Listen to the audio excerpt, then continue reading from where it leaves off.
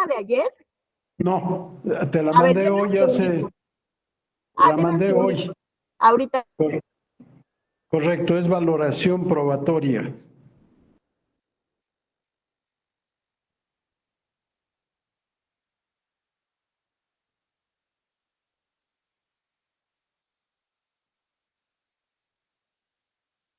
Una disculpa para todos, pero hay circunstancias que no podemos controlar.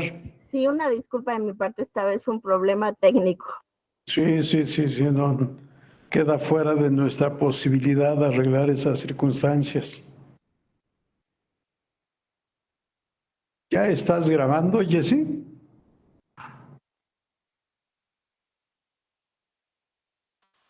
Sí, ya inicié la grabación y ya está la presentación. Si Perfecto. me das bono, que es esta, y seguimos. Sí, sí es esta. Gracias, Jessica. Bien, buenas tardes nuevamente a todos. Bienvenidos a este nuevo módulo. Vamos hoy, mañana y el próximo viernes a platicar sobre el tema valoración probatoria. Vamos a la siguiente diapositiva, por favor. Nuestros temas: problemas de la prueba, valoración y calificación, razonamiento probatorio, justificación de la prueba, que se refiere a hechos y argumentos probatorios, facultades discrecionales del juzgador en la investigación y estándar probatorio en el Sistema Interamericano de Derechos Humanos. Cuando decimos en la investigación, no nos estamos refiriendo a la materia penal, no se trata de investigar conductas ilícitas, sino investigar la verdad de los hechos controvertidos en un proceso cualquiera, pero fundamentalmente de naturaleza civil, y a nosotros nos interesa, por supuesto, la materia electoral. Sí, investigación de la verdad. ¿Qué facultades tiene el juzgador en esta materia? Vamos a la diapositiva siguiente, por favor. Primero, para mí es importante, a fin de entrar a estos otros temas, dar respuesta a la pregunta ¿qué es la prueba?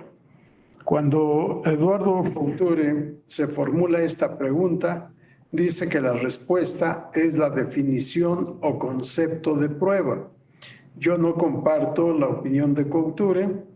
Para mí, cuando se pregunta qué es, lo que queremos saber es cuál es su naturaleza jurídica. ¿Qué es la prueba? ¿Cuál es la naturaleza jurídica de la prueba? Si lo que quisiéramos saber es el concepto de prueba, tendríamos que decir cómo se define la prueba o cuál es el concepto de prueba o qué conceptos tenemos de la prueba. Vamos a la diapositiva siguiente, por favor. En cuanto a este tema, Marina Gascón Avellán, en su libro Los hechos en el derecho, nos dice: el término prueba es polisémico, pues se usa para hacer referencia a cuestiones diferentes. Además, dentro de las distintas acepciones del término funcionan, tanto en la doctrina como en la jurisprudencia, algunas distinciones que no siempre son usadas en el mismo sentido, de manera que el resultado final es un enorme caos terminológico donde reina la incoherencia. Estoy de acuerdo con Marina Gascón en el sentido de que la palabra prueba es polisémica, es una palabra anfibológica, es una palabra equívoca o multívoca, o como ella dice, polisémica. Pero el hecho de que tenga muchos significados, de ninguna manera, en mi opinión, se genera caos terminológico o que haya incoherencia. Abordando el tema adecuadamente, daremos a la palabra prueba la acepción que le corresponde en cada uno de los temas. Si no tenemos por qué caer en un caos terminológico y no tenemos por qué llegar a un tema de incoherencia, sí, sino metódicamente otorgar a la palabra prueba la acepción que le corresponda en cada caso particular. Al hablar de naturaleza jurídica de la prueba, vamos a la siguiente, por favor, Jessica. Yo hago la propuesta siguiente.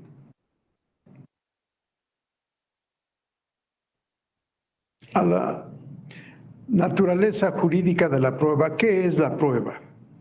Para mí, la prueba es un acto jurídico procesal en lo que corresponde a nuestra materia, pero no siempre será un acto jurídico procesal. Puede ser también un acto jurídico sustantivo.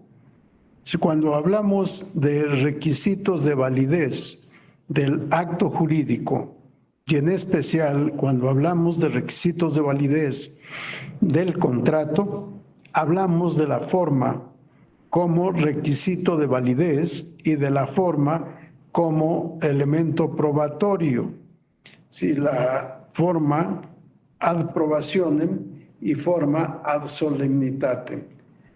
Pero aquí, como estamos en la materia procesal, hablaremos del acto jurídico procesal.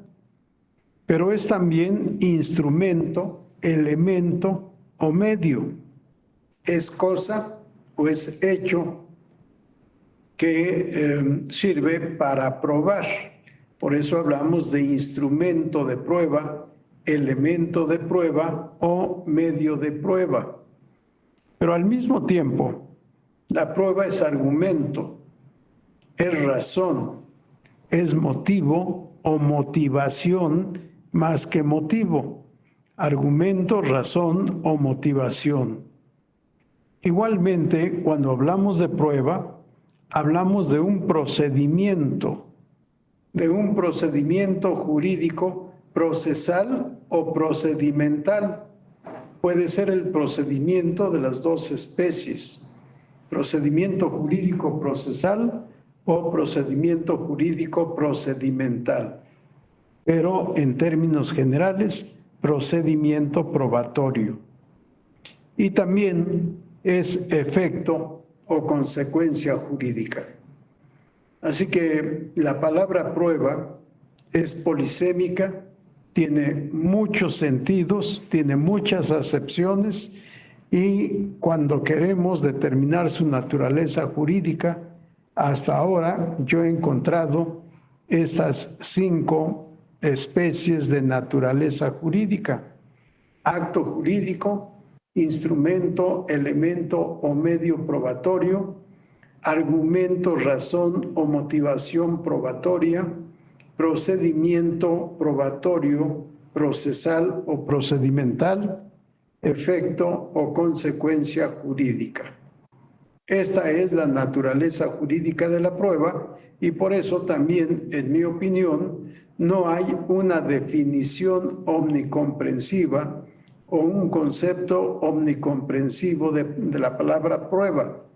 No hay una definición que abarque todos estos aspectos que acabamos de mencionar. Vamos a la siguiente diapositiva, por favor. Problemas de la prueba en cuanto a la valoración. Vamos a la siguiente, por favor. Lo primero que tenemos que saber es que entender por valoración. Hernando Davis Echandía, en su libro Teoría General de la Prueba Judicial, en el tomo 1, ahí está el número de página, nos dice: por valoración o apreciación de la prueba judicial se entiende la operación mental que tiene por fin conocer el mérito o valor de convicción que pueda deducirse de su contenido.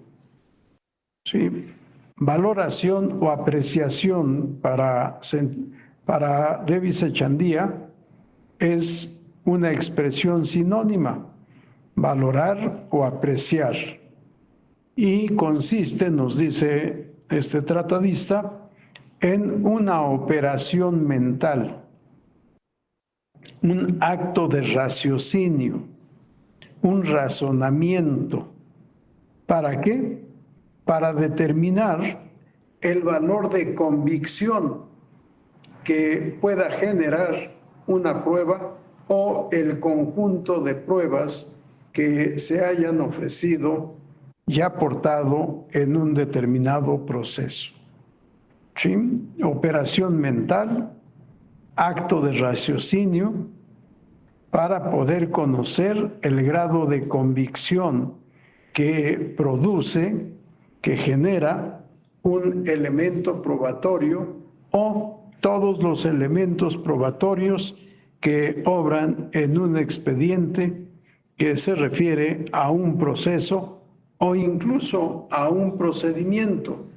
Nosotros estamos acostumbrados a estudiar la prueba en el contexto del derecho procesal, pero también existe prueba en el contexto del derecho procedimental, el derecho de los procedimientos, e igualmente en el derecho sustantivo. No hay necesidad, por ejemplo, para la validez de una compraventa de bienes muebles, hacer constar este contrato en alguna formalidad especial. El contrato de compraventa sobre bienes muebles es un contrato consensual por regla. Y sin embargo, para poder comprobar la existencia y términos de celebración de esa compraventa, normalmente la hacemos constar por escrito y estamos elaborando una prueba, estamos preconstituyendo una prueba para el momento en que se llegue a ofrecer. Quizá jamás haga falta comprobar la compraventa del mueble, pero por si las dudas, queda esa constancia. Valoración o apreciación de la prueba judicial, operación mental o acto de raciocinio que tiene por finalidad o por efecto determinar el grado de convicción que genera un elemento de prueba o el conjunto de pruebas que obren en un expediente relativo a un proceso específico o a un procedimiento jurídico en especial. Vamos a la siguiente diapositiva, por favor.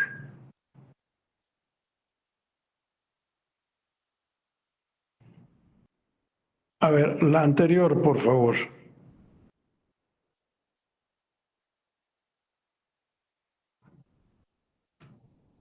La que sigue, ¿cuál es? ¿La 8? La 8, Jessica, por favor.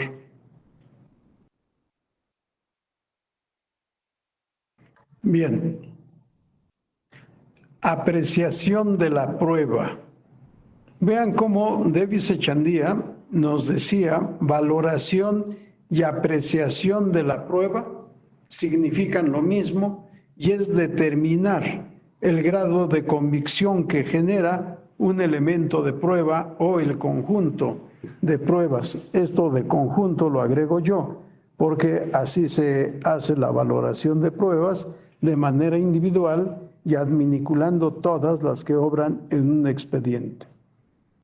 Enrique Falcón, en su obra Tratado de la Prueba Judicial, también en el tomo primero, nos dice, apreciar consiste en poner precio a algo. Desde el punto de vista del proceso, significa cuánto vale la prueba, es decir, qué grado de verosimilitud presenta la prueba en concordancia con los hechos del proceso. Sí, grado de verosimilitud que presenta la prueba en concordancia con los hechos del proceso. Acuérdense que hablamos de hechos controvertidos, hechos principales, hechos destacados o hechos del proceso, dice Enrique Falcón. El tema probatorio en el proceso está en concordancia con los postulados de la ciencia, a la que se considera esencialmente falible y sujeta constantemente a nuevas búsquedas que profundicen el conocimiento. Pero a diferencia de la ciencia, el derecho, que necesita cerrar las cuestiones abiertas, no establece una permanente revisión de las soluciones. Una vez agotadas, clausura para siempre la investigación mediante el mecanismo de la cosa juzgada. Esto porque muchos autores que tratan de la materia probatoria sostienen que la función que tiene el juez en el proceso es similar a la que tiene el científico. Todos, juez y científicos, parten de hipótesis. Juez y científicos parten de la incertidumbre y con las pruebas tratan de constatar la veracidad de la hipótesis que se han formulado al principio. Pero nos dice Enrique Falcón, el científico está permanentemente investigando, de tal manera que la verdad de hoy puede no ser la verdad de mañana. Ante nuevas investigaciones podemos llegar a conclusiones nuevas, a conclusiones diferentes y por tanto a corregir el conocimiento científico que teníamos hace algún tiempo o que teníamos originalmente. Cuando yo estudiaba preparatoria, creo que la tabla periódica de los elementos tenía 103 elementos. Ahora no sé cuántos tiene, pero me parece que rebasa los 110 elementos. Y quién sabe con el transcurso del tiempo cuántos se puedan llegar a descubrir y cuántos se pueda ampliar la tabla periódica. No recuerdo si fue en este grupo en donde hacía referencia al átomo. Al átomo se le denominó átomo porque átomo significa sin corte, sin división. Esto es lo que se pensaba cuando se descubrió el átomo. Pero después, con el transcurso del tiempo y nuevas investigaciones, se pudo descubrir que el átomo está constituido por distintos elementos y que estos elementos se pueden separar. Y desafortunadamente, con la separación de estos elementos, se llega al descubrimiento de la bomba atómica y vean todos los estragos que ha ocasionado. Pero por supuesto también hay aspectos científicos positivos que resultan de la división del átomo. Sí, pero mientras la ciencia puede seguir investigando, corrigiendo sus errores, llegando a nuevas verdades que quizá con el transcurso del tiempo y más investigaciones se pueda descubrir que esas verdades tampoco son las verdades últimas, que hay otro conocimiento y otra verdad posterior. En la materia jurídica no puede ser así. Nuestros procesos no pueden permanecer eternamente sin conclusión, eternamente abiertos. Tiene que llegar el momento en que concluyan. Dice Eduardo Couture, los recursos para impugnar la sentencia tienen un límite. No se puede estar impugnando de manera ilimitada porque esto generaría inseguridad jurídica, que generaría incertidumbre jurídica. Por tanto, los procesos deben tener una, dos o máximo tres instancias. Y la última cierra el proceso de manera definitiva con el principio de cosa juzgada. Si cosa juzgada es la resolución última que es inimpugnable e inmutable. Aunque ahora ya se habla también de cosa juzgada material y de cosa juzgada formal. En fin, en otra oportunidad platicaremos del tema de la cosa juzgada. Vamos a la siguiente diapositiva, por favor, Jessica.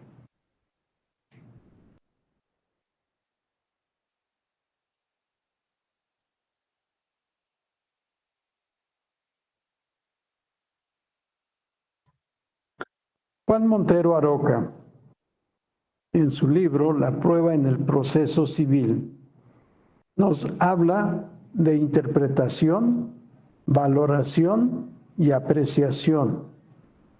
Veíamos cómo Hernando Davis Echandía nos dice valorar y apreciar son términos sinónimos. Enrique Falcón no habla de esta sinonimia, pero sí nos dice apreciar es poner valor o precio a una prueba. Un precio de convicción, un grado de valoración que tanto nos convence una prueba o el cúmulo de pruebas que hay en el proceso. Ambos aceptan esa sinonimia entre valoración y apreciación.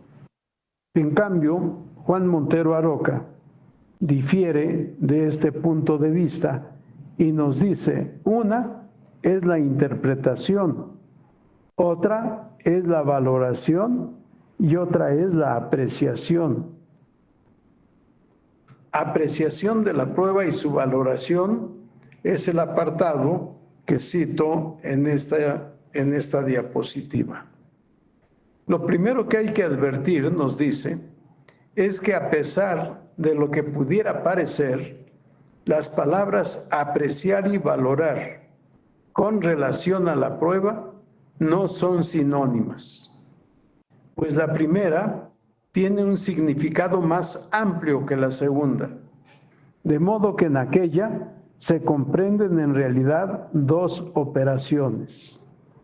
En la palabra apreciar se comprenden dos operaciones, obviamente operaciones mentales, dos operaciones de raciocinio.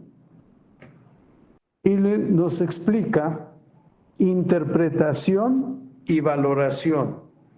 Vamos a la siguiente diapositiva, por favor. Y explica interpretación.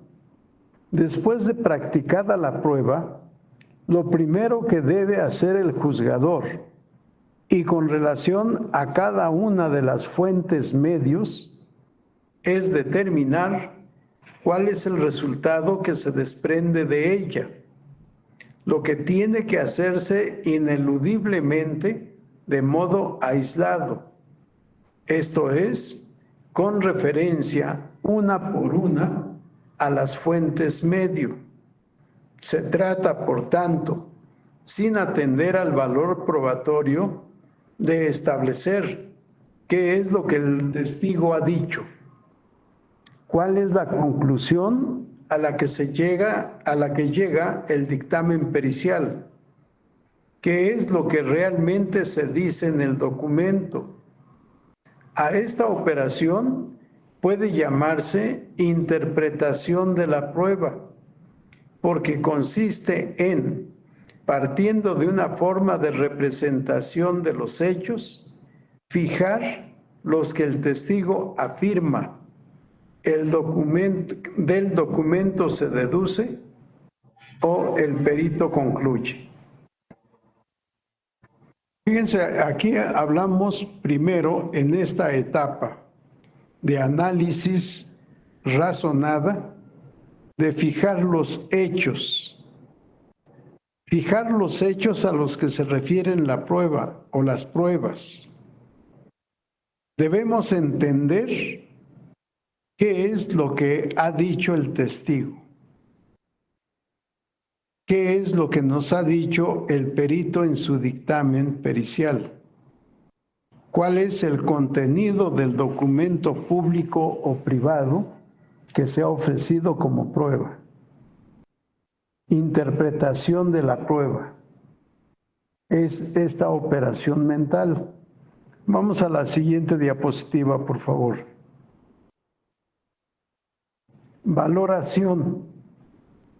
Nos dice Montero Aroca, establecido el resultado de cada fuente medio, el paso siguiente consiste en determinar el valor concreto que debe atribuirse al mismo en la producción de certeza, lo que comporta una decisión sobre su credibilidad. Se trata ahora de decidir si el testigo merece crédito y puede concluirse que ha dicho la verdad, si el documento es auténtico y representa fielmente los hechos, tal y como se produjeron, si el perito es creíble y sus razonamientos están apoyados en la lógica, etc. Si valorar es un análisis racional después de haber interpretado la prueba, después de haber advertido qué fue lo que dijo el testigo, a qué concluyó el perito, cuál es el contenido del documento o cuál es el contenido de la confesión. Y luego nos dice determinar qué grado de credibilidad debemos darle. Esta palabra credibilidad es similar a la otra que habíamos escuchado, el grado de verosimilitud. ¿Qué grado de verdad están diciendo? ¿Qué grado de certeza o de credibilidad debemos dar a lo que ha dicho el testigo, a lo que ha dictaminado el perito, a lo que ha dicho quien ha confesado o el contenido de los documentos? ¿Hasta dónde nos generan convicción de certeza respecto de los hechos que son motivo de controversia? Y aquí, Montero Aroca, para mí, incluye elementos que no son propiamente de la interpretación ni de la valoración, sino de un aspecto que conocemos o denominamos, calificamos de idoneidad. El testigo, porque aquí nos dice, se trata ahora de decidir si el testigo merece crédito y puede concluirse que ha dicho la verdad. Sí, pero aquí ya no es el tema de valoración ni de interpretación, sino de calificación de la prueba, calificación de la fuente de la prueba. Si pueden advertir, está hablando Montero Aroca de fuente medio, porque no disocia el medio de la fuente. El medio de prueba es el testimonio. La fuente de la prueba es el testigo. La prueba es el dictamen pericial. La fuente de prueba es el perito. En la confesión, la prueba o el medio de prueba es la confesión. La fuente de la prueba es la parte confesante. ¿Sí? En los documentos, la fuente de la prueba es el documento. La prueba es el contenido del documento. Por eso habla Montero Aroca de fuentes medio. Algunos autores, o la mayoría de los autores, hablan de medios de prueba o de fuentes de prueba. Pero que yo me acuerde, no hay otro que, como Montero Aroca, hable de fuente medio de prueba.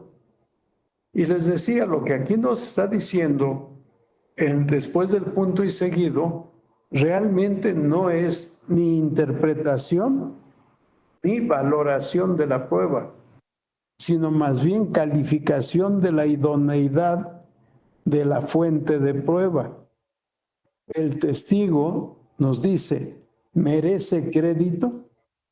Es decir, ¿el testigo es un testigo idóneo? ¿Cuál es el testigo idóneo? Un testigo que nos diga la verdad, un testigo que no tenga interés jurídico en el conflicto, un testigo que no esté vinculado por una razón afectiva o de parentesco o de dependencia con el oferente de la prueba. Sí, si vamos a calificar al testigo, para mí no estamos en la valoración de la prueba, no estamos en la interpretación de la prueba, sino en la calificación de la idoneidad de la fuente de prueba. Por eso, en muchas ocasiones vamos a escuchar hablar de tacha de testigos. El testigo no es idóneo. Por tanto, todo lo que dijo no tiene eficacia jurídica en este caso. Y habrá que demostrar por qué no es idóneo y en su caso debe calificar el tribunal esa idoneidad o esa falta de idoneidad. Sin embargo, Montero Aroca ubica estos dos aspectos bajo la palabra valoración. Determinar el valor concreto que debe atribuirse al medio de prueba y además, tratándose, por ejemplo, del testimonio, si el testigo merece crédito o no, si el documento es auténtico o no, si el perito es creíble o no es creíble. Sí, ¿y por qué razón no es creíble? ¿Por qué el documento no es auténtico? Que muchas veces, aunque el documento no sea auténtico, su contenido sí puede ser auténtico. Si una cosa es el documento medio y otra cosa es el contenido de ese documento, que es el hecho jurídico objeto de prueba. Vamos a la siguiente diapositiva, por favor. Apreciación de la prueba. Si nos dijo Montero Aroca, es diferente la interpretación, la valoración y la apreciación. Y dice al conjunto de la interpretación y de la valoración puede llamarse apreciación de la prueba, la cual consiste en operaciones mentales que ha de realizar el juzgador para, partiendo de las fuentes medios de prueba, llegar a establecer certeza respecto de las afirmaciones de hechos de las partes. Afirmaciones que se refieren al supuesto fáctico de la consecuencia jurídica que piden. Dentro de ese conjunto existen diferencias claras entre interpretación y valoración. Ya nos dijo con antelación en qué consiste la interpretación y en qué consiste la valoración. Y nos dice los dos elementos son los que nos dan la apreciación de la prueba. Son los dos elementos juntos los que nos van a permitir establecer la certeza respecto de los hechos objeto de controversia o respecto de las afirmaciones de hechos objetos de controversia. ¿Para qué? Para poder aplicar las consecuencias que pretenden las partes al haberse concretado el supuesto normativo. El supuesto fáctico es lo que está contenido en la norma, lo que puede suceder. Facto o hecho es lo que sucedió. Y si lo que sucedió es lo que estaba previsto o está previsto en la norma, entonces pueden darse las consecuencias jurídicas que solicitan actor o demandado, porque solo uno de los dos ha de tener razón. No pueden tener razón los dos porque estaríamos ante una situación ilógica, que el actor tenga razón en su pretensión y que el demandado tenga razón en su excepción o defensa. Si estaríamos ante una resolución, ante una conclusión ilógica, ante una conclusión incongruente, porque no puede algo, ser y no ser al mismo tiempo. O tiene razón el actor o tiene razón el demandado, ya sea total o parcial, pero no pueden tener razón los dos. La razón de uno destruye la razón del otro, se contrapone a la razón del otro. ¿Algún comentario, duda, pregunta, observación hasta esta parte? Julio César, adelante. Doctor, Sí, es que me genera un poquito de duda. Cuando usted inició el diplomado, sí, hablamos del concepto de verdad, ¿sí? correcto. Y en la diapositiva anterior, creo que y aquí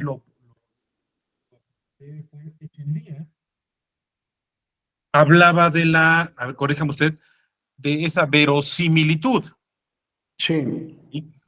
Pero entonces, aquí me entra la duda porque estamos hablando de a lo mejor tres conceptos que yo podría estar confundiendo: verdad, veracidad y verosimilitud.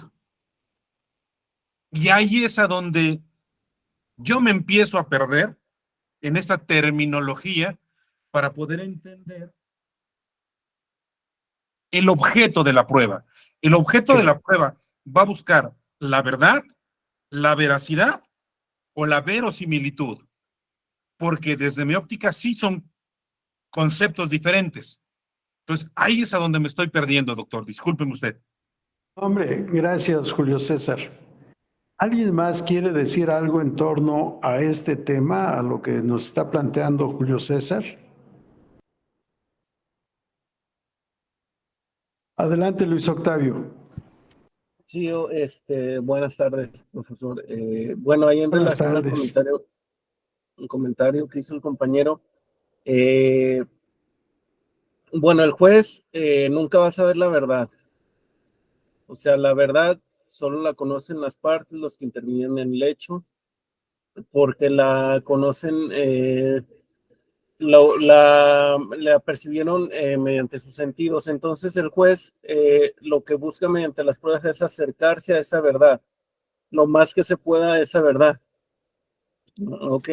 Sí, mi opinión era nada más en relación a si la prueba, bueno, es que él mencionó tres conceptos: verdad, veracidad y verosimilitud. Entonces, mi comentario va relacionado hacia más el término de verdad o el concepto de verdad. Nada más, muchas gracias. Gracias, Luis Octavio. ¿Alguien más quiere decir algo?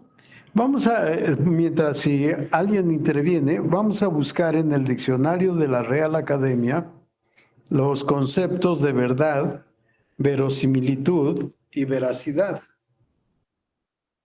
¿Sí? Porque efectivamente lo que dice Luis Octavio, la verdad quizá solo la conozcan las partes. Y digo el quizá porque cada quien tendrá su verdad. Sí, en alguna ocasión que yo di una plática a abogados de un partido político, les dije, les vengo a decir mi verdad, que pueden o no compartir ustedes.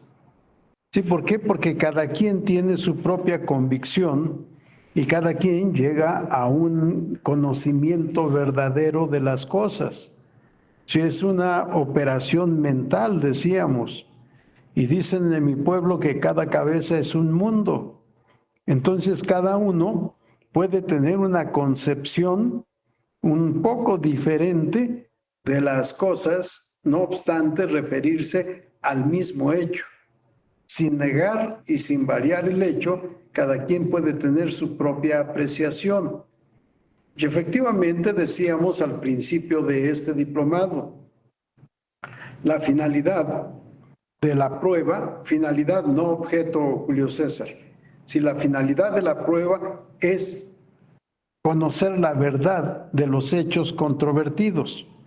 Dijimos, el objeto son los hechos, según unos autores. Según otros autores, el objeto son las afirmaciones.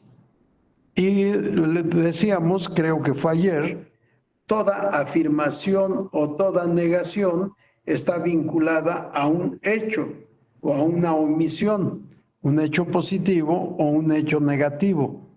Así que las dos corrientes, al final de cuentas, se refieren a lo mismo.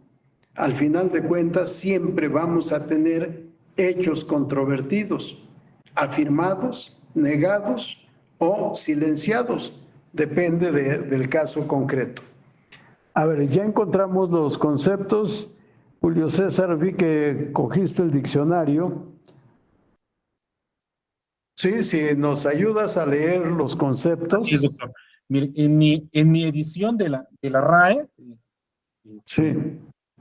El concepto de verdad dice conformidad de las cosas con el concepto que de ellas forma la mente.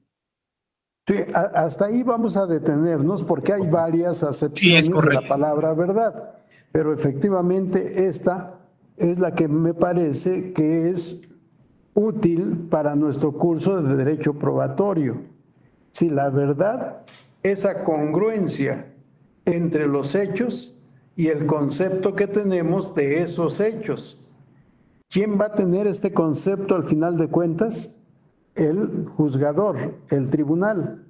Al principio, la verdad la tiene el actor y la tiene el demandado. Por eso hablábamos de hipótesis. Cada uno formula su verdad. Y ante estas dos verdades, si solo hablamos de actor y demandado, entramos como tribunal, como juzgadores, en una situación de incertidumbre. Si no tenemos conocimiento de la verdad de las cosas. Y entonces vamos a tener que recurrir a las pruebas para alcanzar esa verdad, esa congruencia entre lo acontecido, los hechos que ocurrieron y lo que se demuestre en el juicio correspondiente. Vamos a veracidad. Veracidad, no en la RAE, en la edición que yo tengo. Sí. La busqué aquí en la red y me dice, veracidad es el grado de confianza que se tiene en que una persona o un organismo dicen siempre o casi siempre la verdad. Sí, correcto. Y luego vamos a verosimilitud. Verosimilitud. Que tiene apariencia de verdadero. A ver, creo que nos falló tu internet, Julio César. ¿Vuelves a leer? Verosimilitud. Verosimilitud. Que tiene apariencia de verdadero. Sí. En términos generales, con las tres palabras queremos decir lo mismo. Sí, al final de cuentas vamos a lo mismo, que es verdadero, que hay verdad. Sí, veracidad, verosimilitud y verdad, al final de cuentas tienen el mismo contenido. Puede no ser cierto y tendremos que demostrar que no es verdad, que no hay veracidad. Verosimilitud, sí, la creencia de que se está diciendo la verdad. Sí, al final de cuentas, insisto, las tres voces van a lo mismo. Sí, no, creo que no tenemos problema en lo que nos han dicho los autores, porque van los tres a la misma finalidad, al conocimiento de la verdad de los hechos controvertidos. Sí, y la hipótesis originaria, pues cada uno está diciendo la verdad, pero si son verdades encontradas, vamos a tratar de investigar quién de los dos, actor o demandado, es el que nos está diciendo la verdad. Y en la materia probatoria, muchas veces las partes no ofrecen, no aluden y no aportan las pruebas que les perjudican. Aportan lo que les beneficia. Había un magistrado en el Tribunal Contencioso Electoral allá en 1988, ante la cantidad de recursos que recibimos, que un día, analizando varios casos, dijo, era un profesor de Derecho Procesal y era litigante en materia civil. Dijo, estoy convencido de que en todo juicio civil alguien litiga de mala fe. Pero en la materia electoral, creo que todos litigan de mala fe. Sí, esto no deja de ser anecdótico, pero tiene relación con lo que acabo de decir. No siempre ofrecemos las partes todas las pruebas para demostrar la veracidad de los hechos. A veces, como parte del litigante, se reservan pruebas que les puede perjudicar. Y ahí es en donde debe entrar la función dinámica del tribunal. El juzgador debe tener la capacidad suficiente para saber cuándo las partes le están ocultando pruebas y llevar a cabo diligencias para mejor proveer a fin de resolver bien el caso concreto. Las pruebas las pueden tener las partes o terceros. El tribunal no tiene límites para requerir a un tercero en la aportación de determinadas pruebas. No sé si recuerden, recientemente, ante una denuncia presentada en contra de Pío López, que se le acusó de haber recibido dinero en sobres amarillos, y él reconoció haber recibido ese dinero y que ese dinero se aportó al partido político. Y el presidente de la República reconoció que efectivamente hubo aportación, hubo recepción y hubo la entrega al partido político. Lo dijo públicamente en alguna de sus conferencias matutinas. Un hecho que no estaba controvertido. Sin embargo, el Instituto Nacional Electoral, al momento de recibir esta denuncia, para poder llevar a cabo las diligencias necesarias, no recuerdo si como procedimiento especial sancionador o como procedimiento de fiscalización, le pidió a la Fiscalía General de la República la aportación de todos los elementos que constituían la investigación que se estaba llevando a cabo por ese mismo hecho, porque posiblemente fuera constitutivo de delito. Y la Fiscalía negó, no quiso aportar esas pruebas. El instituto recurre al tribunal y el tribunal ordena que se entreguen esas pruebas. Si en un proceso o en un procedimiento, en el caso del instituto es procedimiento, no es proceso, tiene el tribunal o la autoridad competente en el procedimiento la facultad de requerir todos los elementos de prueba que sean necesarios para poder resolver conforme a derecho el caso concreto.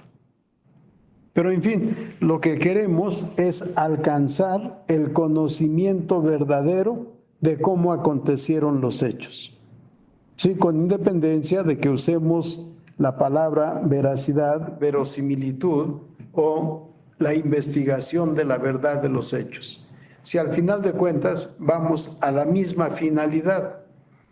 El problema está no en el tema de verdad, sino en lo que aquí nos presenta Juan Montero Aroca, certeza, porque certeza y verdad ya no es lo mismo. Por eso, cuando decimos lo que pretende el oferente de la prueba es generar convicción en el tribunal sobre la verdad o la veracidad de los hechos. Y el problema está en si la certeza siempre es coincidente con la verdad. Y seguramente no siempre habrá esta coincidencia. Por eso hablamos de una verdad formal y de una verdad histórica.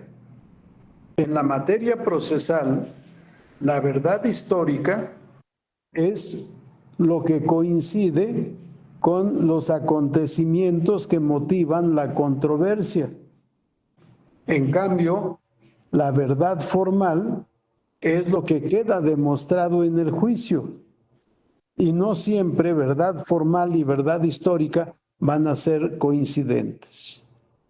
Al existir una verdad formal, el tribunal llegó al conocimiento cierto de los hechos a partir de las pruebas que obren en el expediente correspondiente. Pero esta verdad formal o certeza a la que llega conocimiento cierto al que llega el tribunal puede no ser coincidente con la verdad de los hechos objeto de controversia.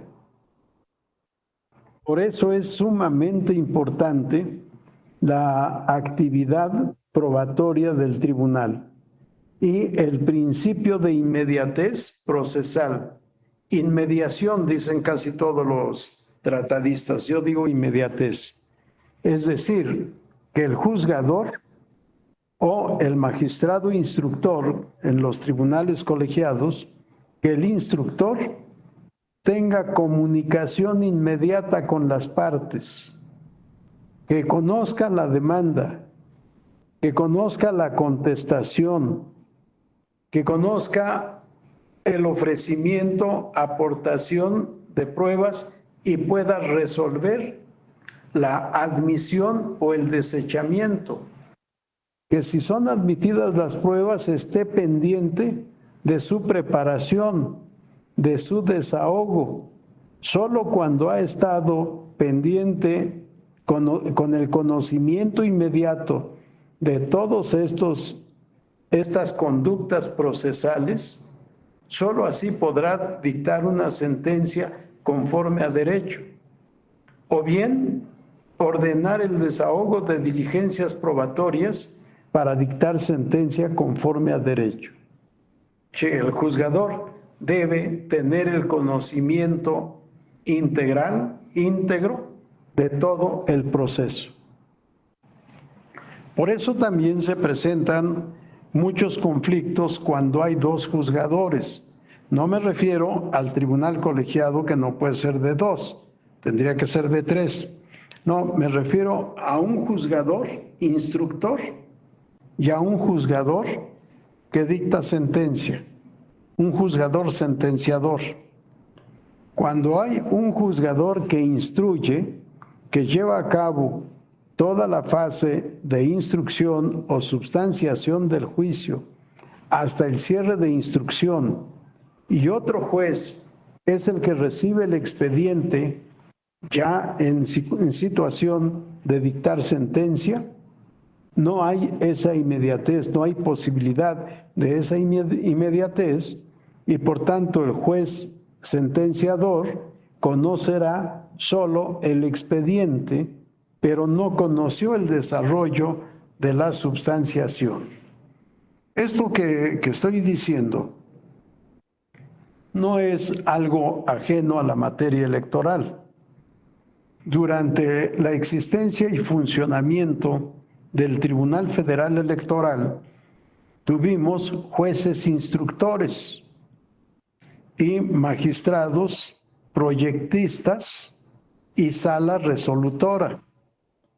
El juez instructor recibía la demanda desahogaba la instrucción, cerraba instrucción y una vez cerrada la instrucción ponía a disposición del magistrado en turno el expediente para que el magistrado hiciera el proyecto de sentencia.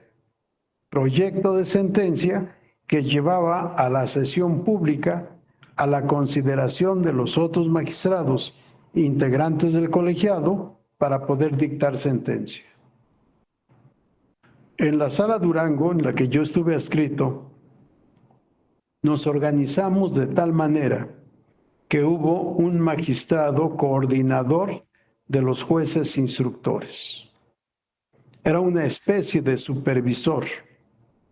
Y muchas veces dicté acuerdos para completar la fase de instrucción, porque no se había llevado de manera íntegra, porque no estaba todavía el asunto en circunstancia óptima de dictar sentencia. O en ocasiones, como sala, dictamos autos revocatorios del cierre de instrucción para ordenar el desahogo de otras diligencias a fin de tener debidamente agotada la fase de instrucción y contar con todos los elementos idóneos para dictar sentencia. Esto que es parte de la historia del derecho procesal electoral es una realidad actualmente en el procedimiento especial sancionador. La denuncia o queja se presenta ante la Unidad Técnica de lo Contencioso Electoral del Instituto Nacional Electoral. Ellos llevan a cabo toda la fase de investigación. Normalmente en la práctica dicen la fase de instrucción, pero no hay instrucción porque no hay proceso.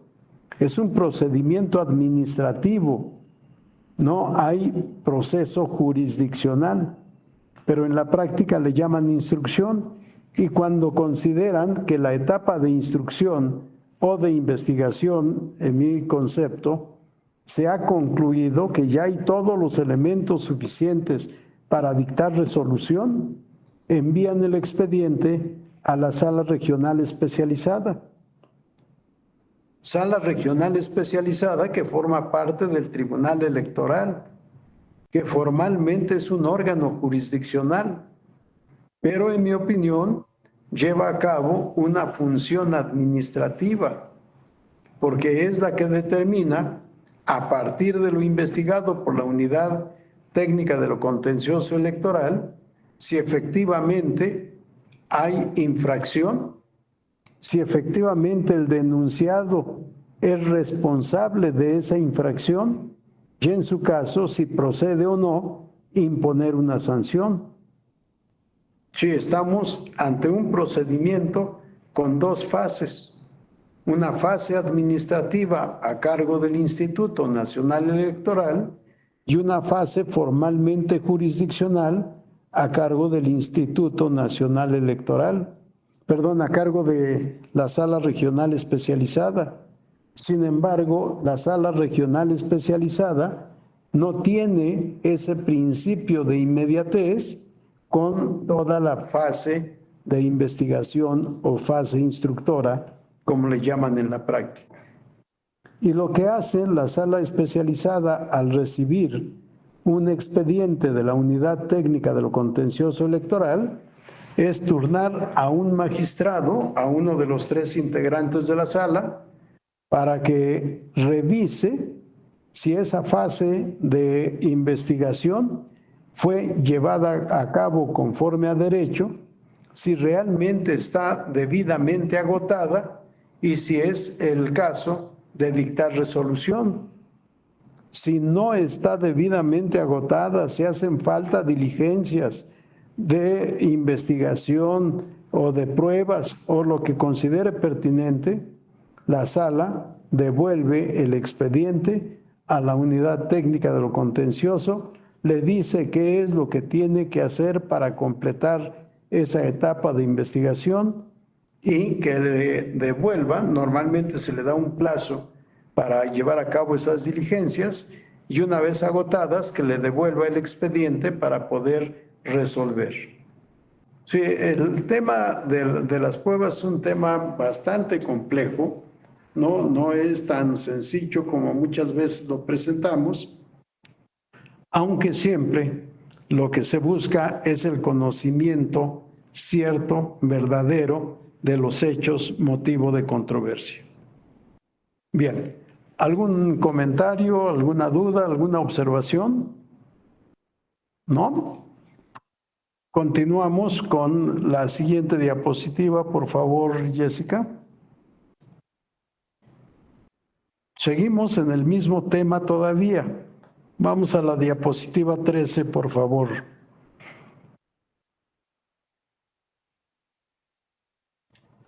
Esta es una argumentación de Michele Tarufo. Habla de la credibilidad de la prueba.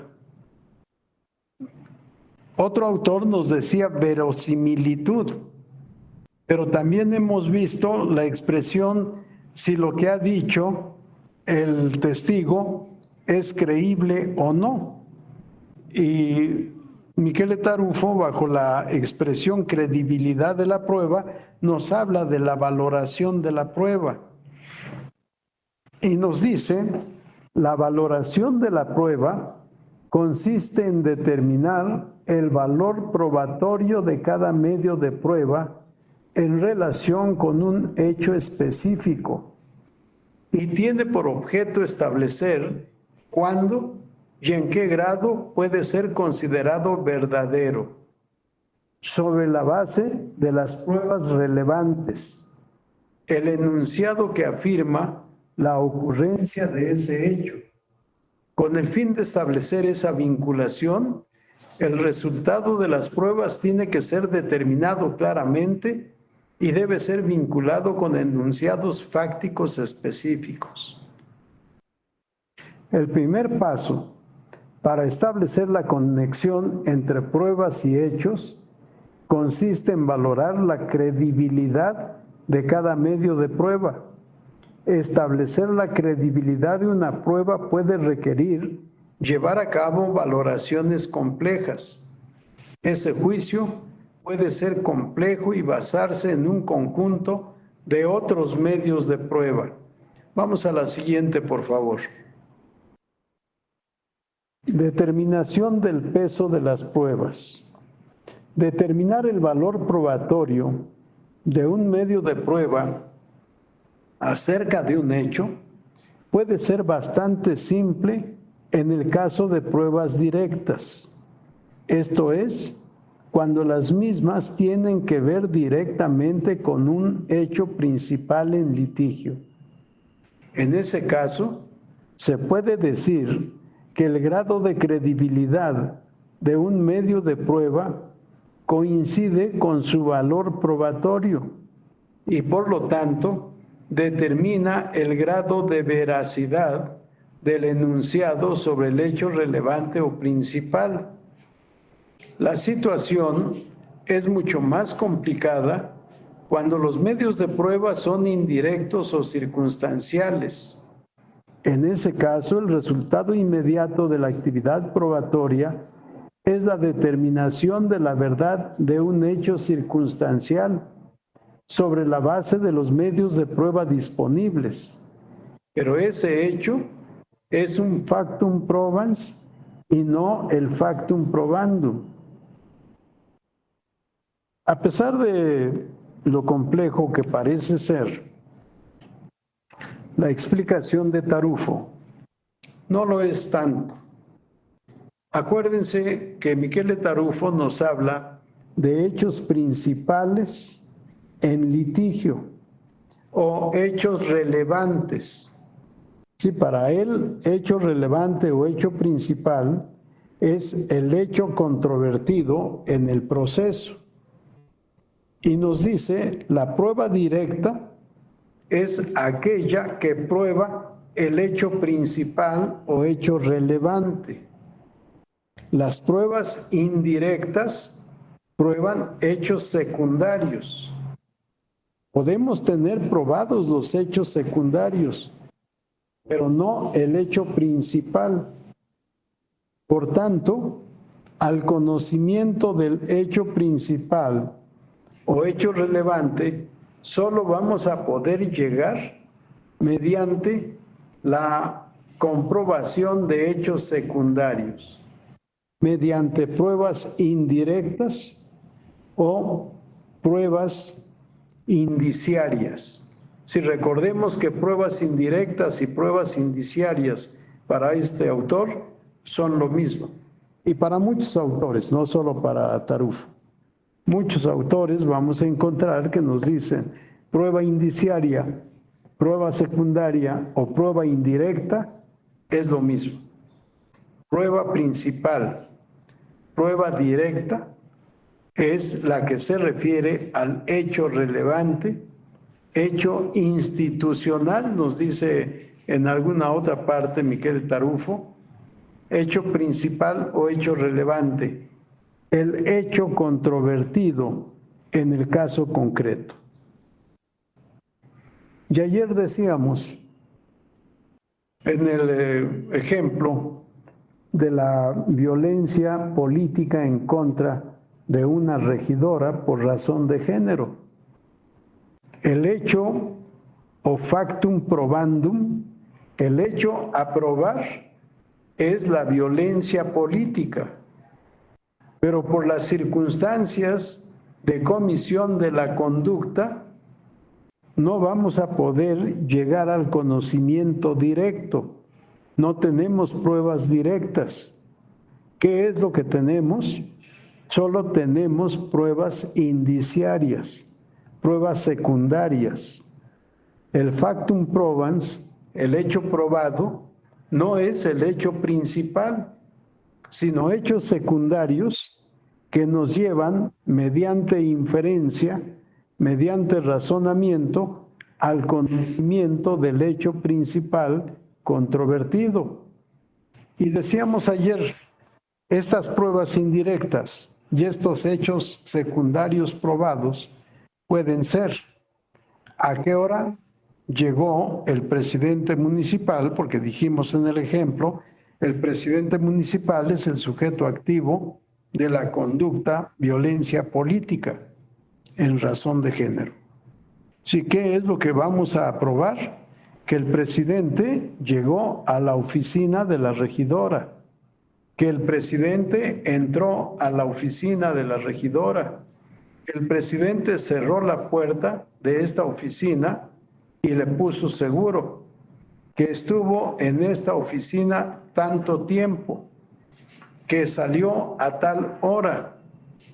Y algo que no dijimos, pero que podemos agregar, cuando la secretaria de la regidora entró, encontró triste o llorando o enojada, o, en fin, la circunstancia en que haya encontrado a la regidora. Todos los hechos probados son hechos secundarios. La violencia política no la podemos demostrar porque sucedió en privado, podríamos decir en secreto, estando solo presentes la víctima y el victimario. Y decíamos, vamos a presumir, no es tanto la inversión de la carga de la prueba, sino la presunción de que la víctima nos está diciendo la verdad. Y esta presunción la fortalecemos con todas las pruebas de los hechos secundarios que ya mencionamos. Y mediante razonamiento lógico, llegamos al conocimiento del hecho principal controvertido. Si no hay prueba directa, todas son pruebas indiciarias, todas son pruebas indirectas, son pruebas secundarias. Por eso nos dice Miquel Tarufo, probar el hecho principal, el hecho relevante, no es ningún problema cuando tenemos prueba directa. Pero cuando no hay prueba directa, entonces sí, nos encontramos ante el problema de llegar al conocimiento de la verdad de ese hecho principal mediante pruebas circunstanciales, pruebas indiciarias o pruebas indirectas. ¿Algún comentario? ¿Alguna duda? ¿Alguna observación? No. Vamos a la diapositiva siguiente, por favor, Jessica. Marina Gascón Avellán, sobre el mismo tema, nos dice: la valoración de las pruebas es el juicio de aceptabilidad de los resultados producidos por los medios de prueba. Consiste más propiamente en la verificación de los enunciados fácticos introducidos en el proceso a través de los medios de prueba, así como en el conocimiento, así como el reconocimiento a los mismos de un determinado valor o peso en la formación de la convicción del juzgador sobre los hechos que se juzgan. Sí, aquí encontramos ya un lenguaje distinto a lo que hemos estado leyendo con antelación y sin embargo se refiere a lo mismo.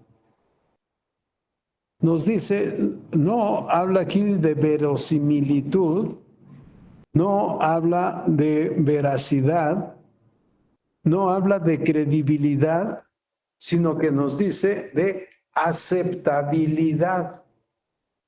Sí, la valoración de las pruebas es el juicio de aceptabilidad de los resultados producidos por los medios de prueba. Sí, pero al final de cuentas nos trata de decir lo mismo o nos dice lo mismo. Hasta dónde esos medios de prueba generan la convicción en el juzgador de cuál es la verdad de los hechos controvertidos. ¿Cómo ocurrieron esos hechos controvertidos? Sí, todo a partir del reconocimiento que demos a los medios de prueba para poder generar la convicción sobre los hechos objeto de controversia. ¿Convicción en quién? En el juzgador. ¿Convicción de qué o convencimiento de qué? De la verdad de los hechos controvertidos. Sí, el lenguaje es totalmente distinto, pero el contenido, al final de cuentas, es el mismo. ¿Comentarios? Sí, los temas no son sencillos, los temas son complicados, pero espero que con estas citas, por eso también trato de hacer las citas literales, las citas textuales, no cambiar el contenido de lo que dicen y darles, por supuesto, la cita bibliográfica, la obra, la edición, la editorial, el año de edición, lugar de edición y las páginas en donde están contenidas estas aseveraciones de los autores. Yo prefiero este tipo de citas bibliográficas porque creo que nos dan todos los elementos para poder buscar la obra, leerla y cotejar lo que estamos diciendo. O bien, ampliar el conocimiento con la lectura de la obra completa. En este caso, los hechos en el derecho. Una obra interesantísima, breve, interesante, no fácil, un poco compleja, pero por supuesto a disposición de todos en las librerías, porque creo que nosotros no tenemos esos ejemplares, creo. No sé, quizás si estén disponibles, no lo sé. Para la consulta, por supuesto. Bien, vamos a la siguiente diapositiva, por favor, Jessica. Sistemas de valoración de las pruebas. Ya vimos lo que es la valoración de la prueba. Un procedimiento mental o un acto de raciocinio para poder analizar las pruebas aportadas por las partes e incluso las allegadas al proceso por la actuación del tribunal para poder conocer la verdad de los hechos controvertidos. Buscar la verdad de los hechos, cómo acontecieron esos hechos. Los sistemas de valoración de las pruebas. Vamos a la diapositiva siguiente, por favor. Tenemos 3 sistemas de valoración de pruebas. La denominada sistema de la prueba tasada, también denominada sistema legal, sistema de la tarifa legal, sistema de la prueba formal o de la prueba legal. Frente a este sistema está el sistema de la libre apreciación, de la libre valoración, de la íntima convicción o de la libre convicción, que es la segunda tendencia. Y como un tercer sistema, el de la sana crítica. El sistema de la tarifa legal o sistema de la prueba tasada es el legislador quien determina el valor de la prueba. Lo determina, por supuesto, en la ley. En consecuencia, es una predeterminación, porque el legislador primero expide la ley y después se aplica a los casos concretos sometidos al conocimiento del tribunal.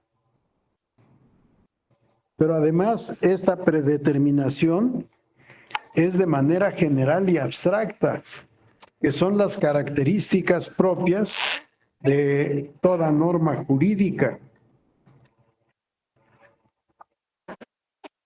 Si revisamos el Código Federal de Procedimientos Civiles, vamos a encontrar ahí este sistema de la prueba tasada, sistema legal o tarifa legal o prueba formal.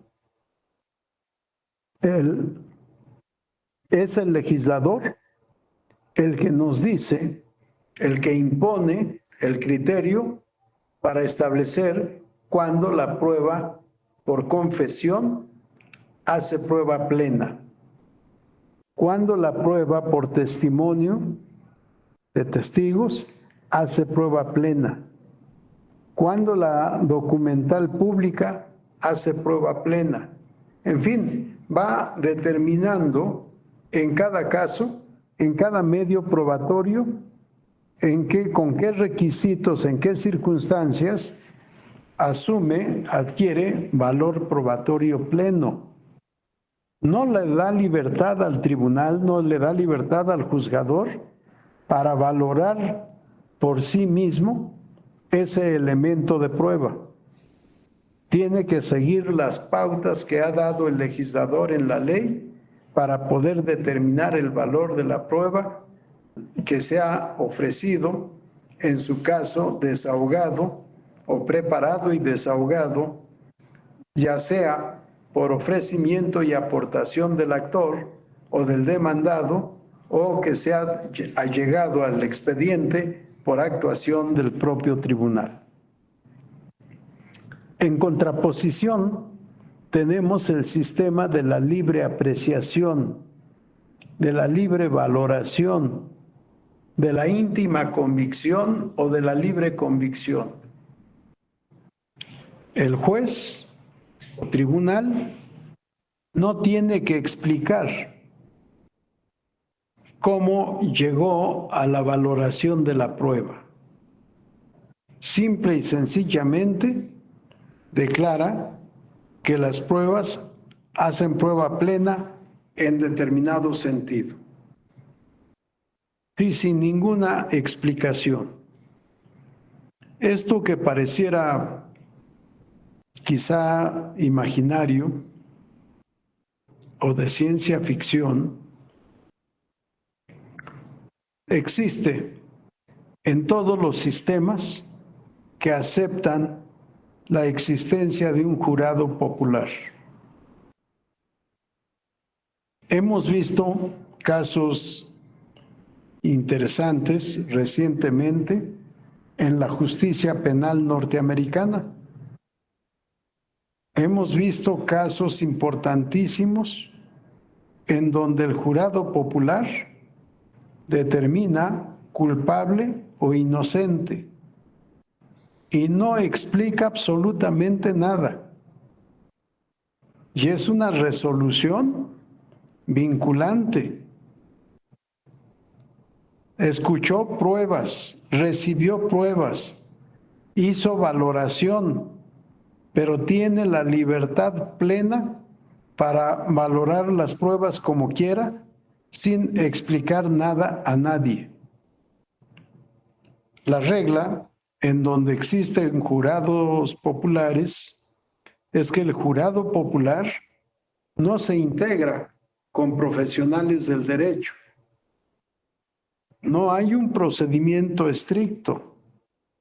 Son legos los que forman parte del jurado popular, desconocedores de la materia jurídica y que resuelven conforme a su libre apreciación, conforme a su íntima convicción.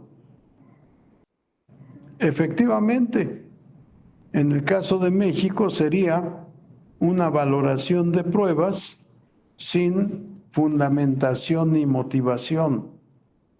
Y justamente el sistema de la sana crítica, para mí, es un sistema de valoración debidamente motivado y fundamentado. ¿Cómo debe ser la valoración de acuerdo al sistema de la sana crítica? La valoración de acuerdo al sistema de la sana crítica debe ser conforme a las reglas de la lógica, a las máximas de la experiencia y, por supuesto, conforme a derecho. Por eso, vamos a la diapositiva siguiente, por favor, Jessica. Por eso yo digo que el sistema de la sana crítica es una valoración debidamente fundada y motivada. Se deben cumplir las reglas o principios de la lógica, las máximas de la experiencia. Y además, la valoración de las pruebas debe ser, en principio, de manera individualizada, prueba por prueba. Y después, adminiculadas todas las pruebas entre sí. Todas las pruebas como una unidad probatoria, que el tribunal debe motivar y fundamentar debidamente la conclusión de por qué la prueba hace prueba plena, o por qué solo es una prueba indiciaria, o por qué no se toma en cuenta esa prueba, o por qué no se le otorga valor probatorio. Adelante, Julio César. Muchas gracias, doctor. Aquí yo tengo otra duda para variar. Sí. A ver, en las sentencias, incluso tienen ya una frase sacramental donde dicen que conforme a las reglas de la lógica, las máximas de la experiencia, que llega a tal conclusión. Mi pregunta es, doy clases de lógica, Sí. es, ¿qué lógica aplicas de un mínimo para saber las reglas? Porque si tú vas a aplicar, no sé, las reglas de una lógica simbólica, bueno, ok, tiene sus reglas. La lógica deóntica tiene sus reglas. Las reglas de la lógica formal tiene sus reglas. Entonces, aquí sí me entra mucho la duda, porque incluso cuando leo ¿cómo se llama don Eduardo García Maínez, que tiene su libro de lógica jurídica? Bueno, implementa un estilo de lógica, pero que tampoco llega a lógica simbólica. Entonces, a mí sí me entra la duda de qué lógica aplican para poderle seguir, o si no, ya entender que esta es una frase sacramental nada más, y que como juzgador creaste tu propia lógica. Entonces, digo, esa es mi duda, doctor. Gracias, gracias Julio César. Efectivamente, muchas veces en las sentencias usamos expresiones, a veces sin conocer el contenido. Cuando hablamos de interpretación de las normas, se volvió también una expresión sacramental que interpretada de manera gramatical, sistemática y funcional la ley, se llega a esta conclusión. Y no, o la interpretación es literal, o es sistemática, o es funcional. Si no, no son tres en uno. Aquí por eso he puesto entre paréntesis el recto raciocinio. Sí, el razonamiento congruente. Si no, no nos vamos a ir a las reglas, efectivamente, como decías, de qué tipo de lógica, sino un raciocinio congruente.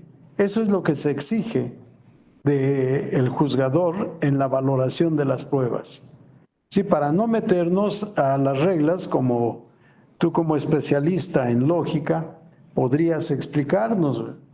La lógica simbólica tiene estas reglas, la lógica formal tiene... No, aquí es una expresión que todos interpretamos como un recto raciocinio, un raciocinio congruente, para no llegar a incongruencias. Incluso en algunos libros vamos a encontrar la ejemplificación de los autores en esta materia probatoria. O sea, el juez no nos puede decir que el documento X tiene valor probatorio pleno respecto de tal hecho si esa prueba no está en el expediente o si ese no es el hecho controvertido. No, es algo mucho más sencillo hablar de estas reglas o principios de la lógica. Es el recto raciocinio. Sí, nada más, Julio César. Muchas gracias, doctor. Con gusto. Creo que Luis Octavio había levantado la mano, o no sé quién levantó la mano, porque había dos manos levantadas. A quien corresponda, abra su micrófono y adelante.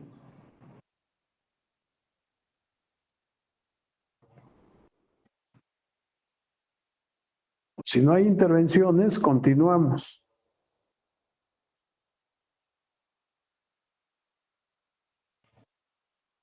Sí, para mí, como lo escribió, perdón, regresamos todavía a la otra, a la anterior. No, estábamos en la 18, exacto. Sí, para mí, el sistema de la sana crítica es una valoración debidamente fundada y motivada. Y por supuesto, no nos quedamos solo en la valoración de la prueba de manera individualizada. Debemos hacerlo. Debemos valorar prueba por prueba. Y acuérdense lo que leímos en varias de las diapositivas que hemos presentado. La valoración de la prueba con el hecho al cual está vinculada. Si toda prueba está vinculada con un hecho o con varios hechos, hechos narrados en la demanda, en el escrito del tercero interesado, del coadyuvante o de la responsable, en nuestro caso. En el proceso electoral tenemos actor, tenemos responsable, tercero interesado y coadyuvante. y los 4 tienen derecho a aportar pruebas, con independencia de quien tenga también la carga de la prueba. Sí, para mí la prueba es deber, derecho. ¿Se acuerdan que ayer les decía, para mí es un deber la necesidad jurídica de ofrecer y aportar pruebas? No solo es una carga procesal, no es si quiero. Si se actúa de buena fe, si se actúa conforme a derecho, la prueba es un deber y un derecho. Yo tengo derecho a probar, aunque no esté haciendo afirmaciones. O bien las afirmaciones puede hacerlas mi contraparte, o el tercero o el coadyuvante. Pero yo tengo elementos de prueba para demostrar que lo que están diciendo no es así, que eso no es lo verdadero, que lo cierto es lo que yo estoy probando. Sí, el derecho a probar, que normalmente no vemos en los libros. Y les decía, en la Constitución, yo he visto el derecho a probar, pero en el artículo 20 de la Constitución, que se refiere al proceso penal y no al proceso civil. A ver, no sé qué fue lo que pasó aquí. Bien. Por otra parte, la valoración de las pruebas, les decía, tiene que ser en conjunto, adminiculadas todas, y debemos de argumentar en la sentencia. Tenemos que decir por qué consideramos que las pruebas o determinadas pruebas nos han convencido sobre los hechos controvertidos, o por qué para el tribunal no generan valor de convicción sobre los hechos controvertidos. Lo que determinará que haya una sentencia a favor del actor o una sentencia a favor de la responsable, pero nunca podrá haber un empate. No puede ser que tenga razón el actor y tenga razón el demandado o responsable. La razón la pueden tener parcialmente, sí, pero no pueden tener razón simultáneamente los dos. Sería una incongruencia. Bien, si no hay alguna intervención, vean esto que vamos a leer. Me pareció interesantísimo. Adelante, por favor, Jessica, a la siguiente diapositiva. Porque nos puede dar respuesta o nos puede confirmar a lo que hemos estado diciendo. La Ley del Enjuiciamiento Civil de España del año 2000. En el artículo 218, con el rubro exhaustividad y congruencia en las sentencias, motivación. Normalmente en otros países no se usa la expresión motivación y fundamentación, sino solo la palabra motivación, pero que involucra los dos conceptos que usamos nosotros. Establece esta ley, que es del año 2000. 1.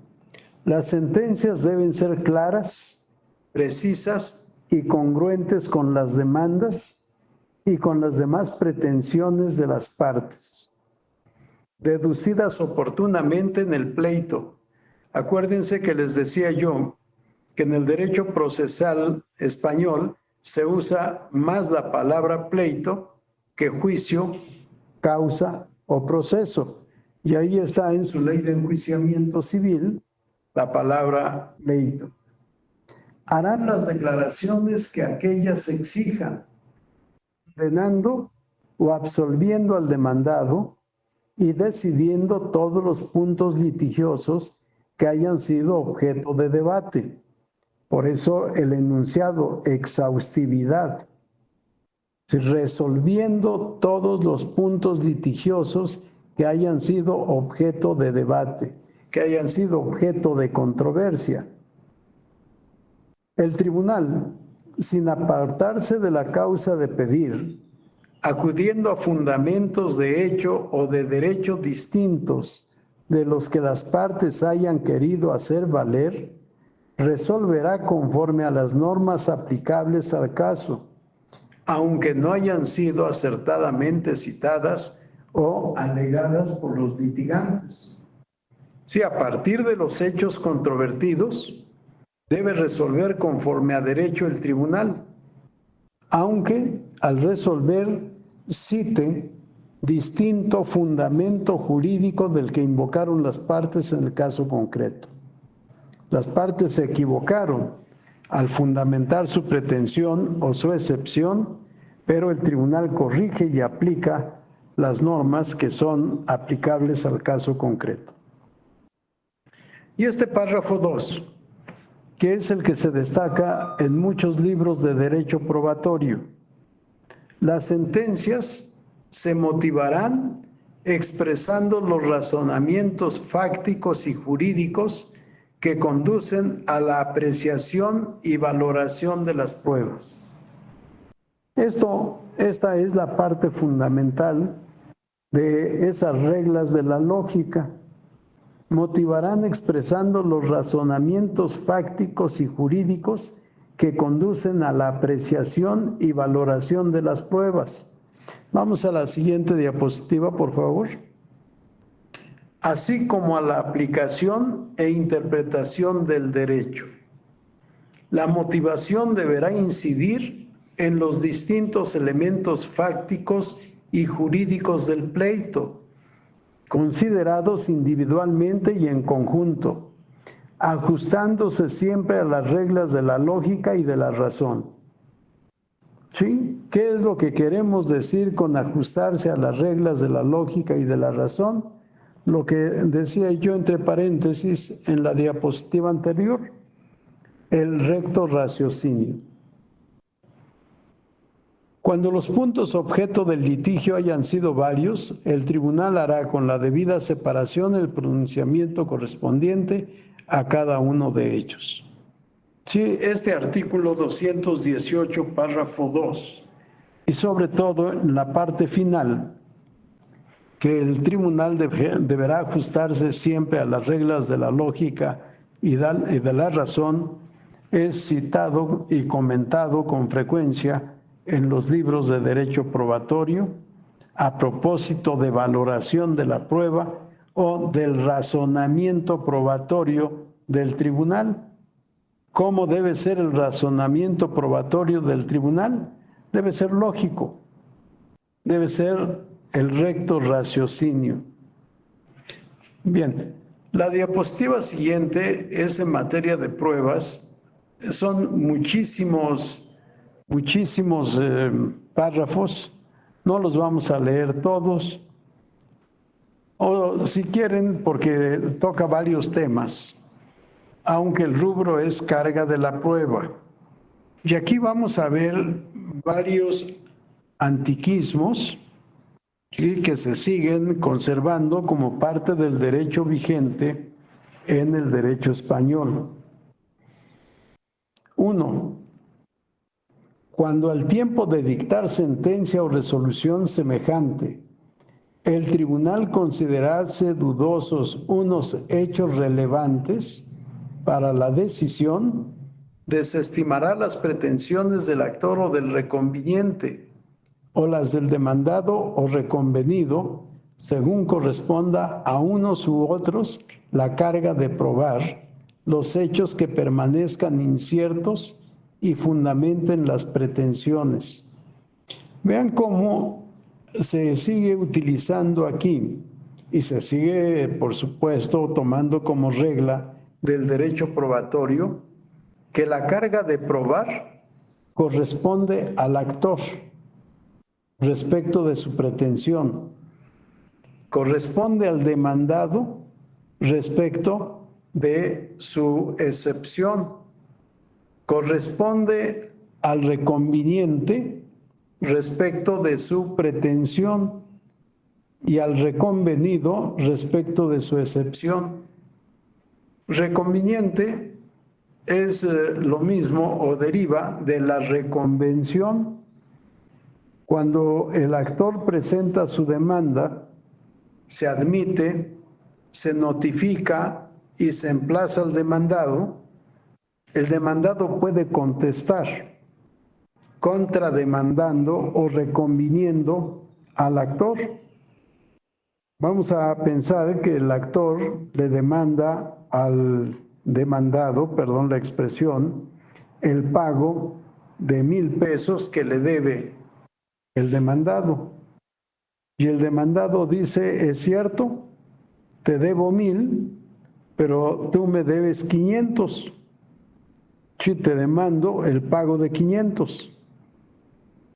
Se opone la excepción de compensación y entonces el demandado se vuelve actor en la reconvención y el actor principal se vuelve demandado en la reconvención. Por eso hablamos de actor, reconveniente, demandado, reconvenido, que es esto de la que también conocemos como demanda, contestación y contrademanda, demandado en la contrademanda. Se corresponde al actor y al demandado reconveniente la carga de probar la certeza de los hechos de los que ordinariamente se desprenda. Se corresponde al actor la carga de probar. Corresponde al reconveniente la carga de probar. Sí, son reglas del derecho probatorio que vienen desde el derecho romano y que actualmente ya no se aplican de esta manera estricta como todavía vemos previsto o legislado en esta ley de enjuiciamiento civil que data del año 2000, de hace poco más de 20 años. Es una ley reciente y sin embargo conserva estos principios o estas reglas del derecho probatorio. El actor debe probar los hechos en que sustenta su demanda, el demandado debe probar los hechos en que sustenta su excepción. El reconveniente debe probar los hechos de su reconvención. El demandado reconvenido debe probar los hechos, o el actor reconvenido debe probar los hechos en que sustenta su defensa o excepción. Es el contenido de estos párrafos 1, 2 y 3 de la Ley de Enjuiciamiento Civil. Vamos a la siguiente diapositiva, por favor.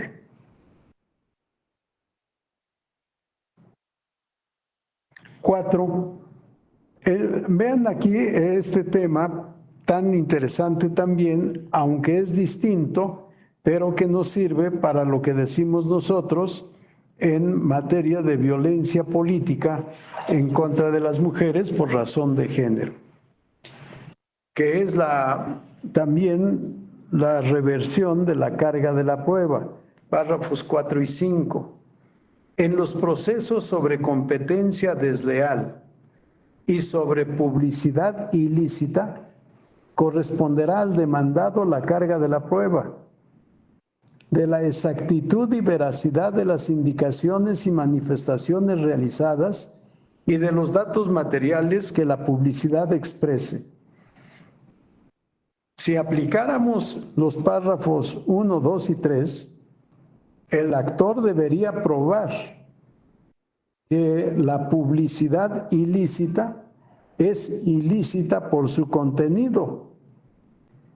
Pero no, aquí se dice en competencia desleal y sobre publicidad ilícita, el demandado es el que tiene la carga de la prueba para demostrar que su publicidad es lícita, que efectivamente lo que dice la publicidad, la propaganda que está difundiendo, corresponde a lo que está difundiendo, lo que está proponiendo, lo que está ofreciendo al público. competencia desleal en la materia mercantil, sobre todo en materia mercantil. 5. En aquellos procesos en los que las alegaciones de la parte actora se fundamenten en actuaciones discriminatorias por razón del sexo, la orientación e identidad sexual, expresión de género o las características sexuales, y aporte indicios fundados sobre su existencia, corresponderá a la parte demandada la aportación de una justificación objetiva y razonable, suficientemente probada, de las medidas adoptadas y de su proporcionalidad. Sí, es el demandado el que tiene la carga de la prueba, no el actor. Y se está refiriendo en específico a actuaciones discriminatorias por las razones que enumera el legislador en este caso. Vamos a la diapositiva siguiente, por favor. Vamos al párrafo 7. Para la aplicación de lo dispuesto en los apartados anteriores de este artículo, el tribunal deberá tener presente la disponibilidad y facilidad probatoria que corresponde a cada una de las partes en litigio. ¿Se acuerdan? Ayer decía que yo no comparto la tesis de la reversión de la carga de la prueba, sino, mejor dicho, ¿quién tiene la facilidad para aportar las pruebas? ¿Quién tiene las pruebas y puede disponer de ellas para poderlas ofrecer y aportar? Esto es lo que en la doctrina se denomina también facilidad probatoria, la prueba dinámica o reversión de la carga de la prueba. Si los tres temas son referentes a lo mismo: facilidad probatoria, reversión de la carga de la prueba y prueba dinámica. Al final de cuentas, ¿quién tiene la carga de la prueba? El que tenga mayor facilidad de ofrecerlas y aportarlas. O a quien por las circunstancias del caso concreto deba probar la conducta lícita que ha observado sin que a la víctima de la conducta ilícita se le pueda exigir la carga de la prueba, que es lo que leíamos en el párrafo 5 y en el párrafo 4 también de este artículo 217 de la Ley de Enjuiciamiento Civil. Sobre todo por esta parte final, disponibilidad y facilidad probatoria de cada una de las partes. Sí, no importa si es actor o si es demandado. ¿Quién puede probar? ¿Quién tiene mayor facilidad de probar? Que pruebe. Y esto viene a contradecir o a desvirtuar las disposiciones anteriores que siguen la tradición romana. El actor debe probar los hechos constitutivos de su pretensión, el demandado debe probar los hechos constitutivos de su defensa o excepción. Sí, como principio sí, como regla sí, pero no son reglas absolutas. Por eso decía como principio. Al final de cuentas, ¿quién debe probar?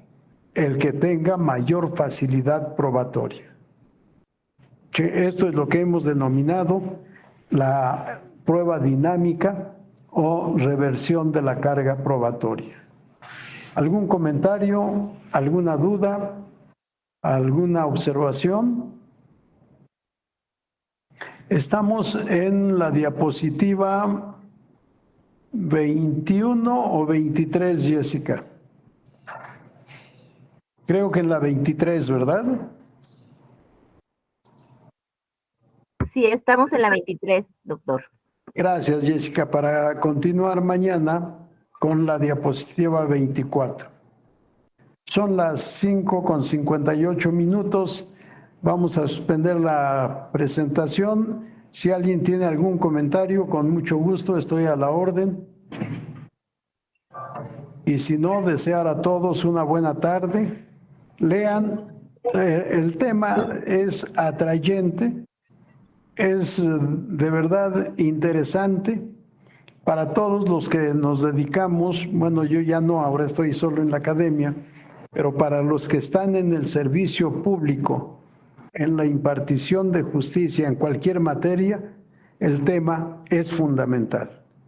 Para los postulantes del derecho ante los tribunales u otro tipo de autoridades, el tema del derecho probatorio es importantísimo. Sí, vayamos tratando de leer, por eso hago todas las citas bibliográficas que han visto.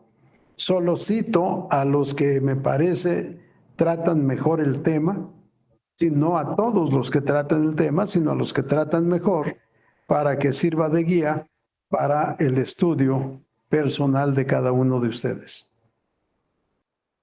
Si no hay comentarios, siendo las 18 horas, como se dice protocolariamente, damos por concluida la sesión de hoy y nos veremos mañana por el mismo canal y a la misma hora. Muchas gracias, doctor. Y que Buenas tengan tardes a buena todos. tarde. Gracias a ustedes, gracias Sí, por hasta su mañana. atención. Gracias. Nos vemos doctor. mañana. Hasta mañana, Gracias. doctor.